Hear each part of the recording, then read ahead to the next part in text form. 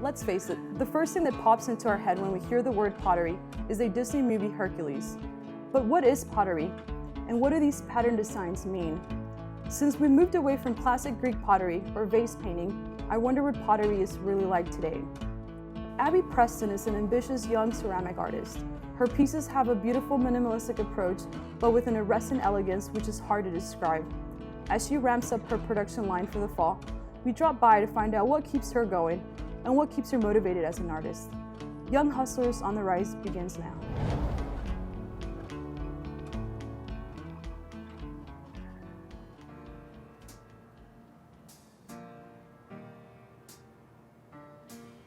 I'm from Georgia. I grew up about an hour in northeast of Atlanta, and I moved to Houston about 6 or 7 years ago. I came to only stay for a year, working with a nonprofit, and then ended up staying a lot longer.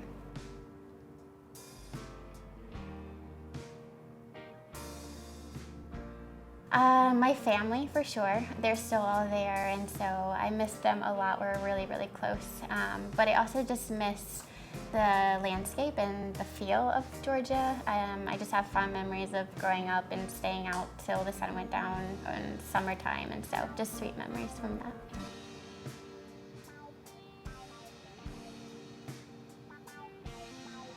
I started Box Sparrow Studio in 2013. I had gone to school for ceramics, and then after I moved to Houston, I decided that clay was the right medium for me, and I was working full-time management in retail and kind of just needed something else, and so I found a studio with my studio mate, and the past, I guess, 3 to 4 years, we've just kind of been on the grind, working and building up our brands, and as of next month, I will have been self-employed doing this full-time for 2 years.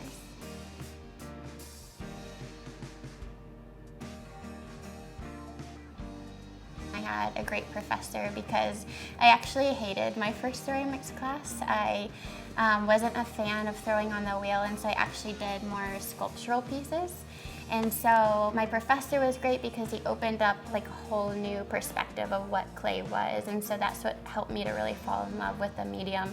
And then I was an apprentice for another studio potter, and he showed me a lot of just like the behind the scenes and how to run a business, and so that was really influential in my journey. I was a studio resident artist, and I was teaching on the wheel, and so I had been kind of like playing around with it, and then I really had to learn fast because I was starting to teach, and so that was really the only thing available at that studio. I couldn't really do my sculptural pieces, so I had to transition to the wheel, and I just kind of fell in love with the possibilities and just making functional pieces. Most of my pieces are thrown on the wheel, and the reason I choose to throw on the wheel is you can make really symmetrical pieces pretty quickly.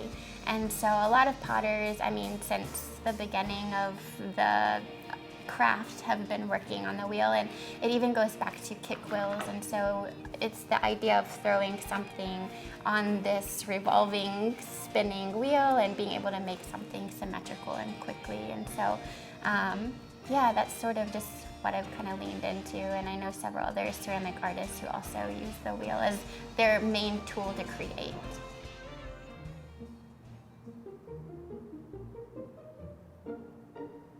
The medium itself is not super forgiving. It takes, anywhere from 2 to 4 weeks to actually make a piece. And granted, I'm making several pieces at once, but it's a lot of chemistry involved, and so you really have to focus in. It calls you to slow down and really take your time, which is one thing I love about the medium, but you can also create this beautiful piece, and it goes through 3 different firings, and you open the kiln, and there's a big crack in there, and so sometimes it can be very unforgiving, and so I think when I do slow down and I do take my time and really focus in on the details, then that's when it's most successful. Depending on what you're making, you can throw something really small where you're using 2 pounds, or something larger where you're doing 10 pounds. And so the more clay you use, the more difficult it is to kind of move around on the wheel. And if you're making something very large and something that has a very small neck, or like a bottle, that can be a more challenging form. It depends on what you're making. That kind of makes it a little bit easier, a little more difficult. So whenever you go to something really big and then try to move that clay back into something very narrow, that's more of a challenging form. I actually make all of my glazes, and so I've had to study what glazes work really well with the clay bodies that I use, and that just takes time and testing and a little bit of knowledge of glaze chemistry, and so there's a little bit of that too. I actually use a white base that I've developed and just researched, and have been able to get it really stable onto the clay bodies that I use. And I add what we call colorants or oxides into the glazes to create these different colors. And they go in at different percentages, and so you're able to add them in. And it takes several weeks, because you do at 1% of a color, see what it comes out to be, and then you add another 2 or 3%. And so you just kind of have to see what happens and how it turns out. And if you find it one that's really successful, then you kind of like hold on to it, and you're like, okay, this is part of my glazes that I'm going to keep using.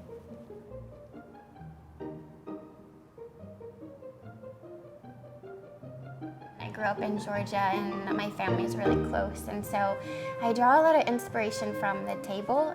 We grew up eating meals together. My parents were really firm on the tradition of turning off the TV, coming together as a family, sitting down and sharing a meal, and so it had me begin thinking about the process of what we're eating off of, and making handmade pieces. And the hope is that they become kind of these generational pieces, where heirlooms that are passed down, and they can stay within the family. And that inspires me when people come together in the home or around the table, and the conversations that are had, because that occurs in many different and beautiful ways. And then the other thing is, I just had a conversation with someone yesterday about the idea of when you are making a piece, a handmade piece, you're through that action kind of pushing against mass production. And so the idea of creating these handmade pieces that are one of a kind and kind of moving in that direction, that is inspiring for me too. And that's how I like to look at my work. I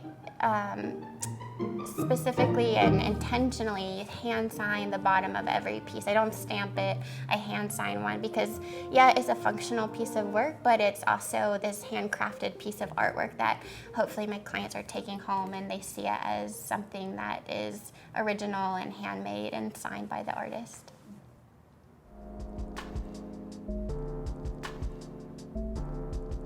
But I have 2 that are really special to me. One is called the Papu collection, which is based off of my grandfather, and he was just this big guy. He was a chef. I remember he had these huge hands, and he loved his wine, and he loved to sing, and I have fond memories of us being in the kitchen with him and creating meals together, and his famous mashed potatoes and cutting up rosemary for his bread that he was making. And so whenever he was there in the house, people were drawn to him. And so the collection based off of him is for hosting, or those who love to bring people into their homes. And so they're large pitchers, large bowls, serving platters, and so that collection is based on him.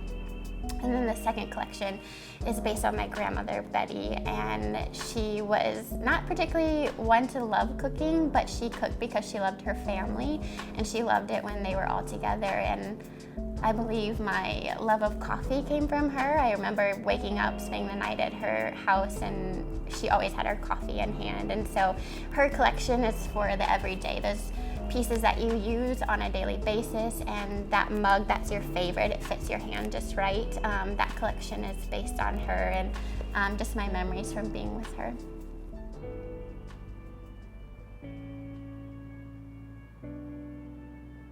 Consistency, I think, is the biggest thing. Showing up every day, and consistency within my pieces, social media, branding, just that showing up. And I heard this artist one time say, like, just come to the studio, even if it means picking up a broom and sweeping your floor. You're there, you're in the space, and so creativity can begin to thrive. And so I love that, because I remember when we first got our studio, I felt so lost because I was in this space, but I hadn't really found my aesthetic, I guess, and so I was really struggling to know what to create. And so some days I would come in, I would sit at my desk, and I would just be in this space, but it was the consistency of showing up for myself every day. And then I think the second thing is just making quality work. A mentor of mine once told me, if you can't put your name to it and be proud, you shouldn't put it out there. And so that's one thing that I feel like my work is set apart because of the intentionality and the focus and trying to make really honest work.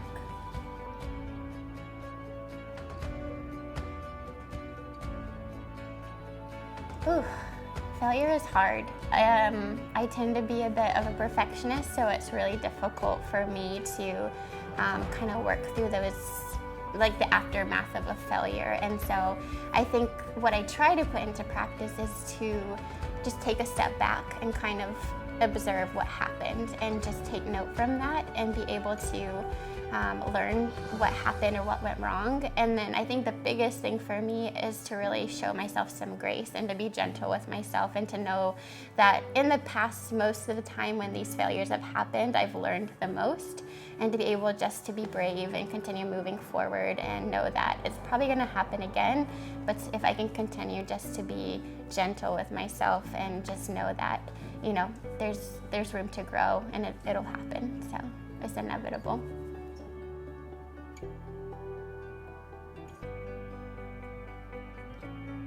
My definition of success would be to be excited about the work that I'm creating, and to continue to be inspired by that, and to know that what I'm creating is worthwhile, and that people are able to respond to that.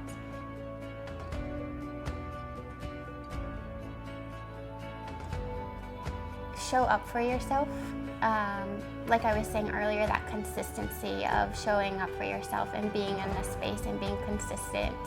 The other thing I would say is find a community of people that are like-minded and that can help you in those patches where you feel really uninspired and you feel overwhelmed. Because one of the hardest things is when you're creating but also turning it into a business, you have to really wear a lot of hats. And so if you can find a group of people who support and know the process of what you're going through, that's been irreplaceable for me to have that community around.